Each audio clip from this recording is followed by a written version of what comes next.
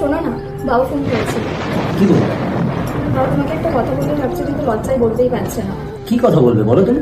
বাবা একটা জমি কিনছে, তো ওখানে 5 লাখ টাকা মতন শর্ট করছে। এতে ভাবার কি আছে? লকারে রাখা আছে, তুমি নিয়ে আমাকে দিয়ে দাও। সত্যি আমি খুব খুশি হয়েছি, আমি জানতাম তুমি টাকাটা দেবে। আচ্ছা হয়ে গেছে।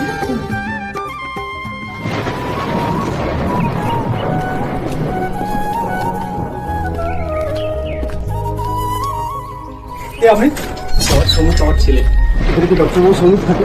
তোর বাবা আছে, আপনাকে দেখে মনে হয় আপনি আমার ছেলে বাবা। না জানতো, আমি সঙ্গীত জানতো না স্যার, ইনি বলছি আপনার বাবা। তোমাকে না বলেছি এখানে আসতে না, তারপরেও তুমি এখানে এসছো। আমি বলিস বাবা সঙ্গীত, তোকে পড়ানোর জন্য আমি আমার বাড়িটা লোনে নিয়েছি, আর বাড়িটা নিলাম হয়ে যাবে। তুমি বাবা হয়েছো, ছেলে হিসাবে আমার উপরে কর্তব্য পালন করছো। তুমি যাও তো। শুনুন, আপনাকে বাড়ি থেকে বের করে দিক বা আপনার বাড়ি নিলাম হয়ে যাক, তাতে আমরা কিছু করতে পারবো না। যান এখান থেকে। নিজের স্ট্যান্ডার্ড দেখুন আর আমাদের দেখুন।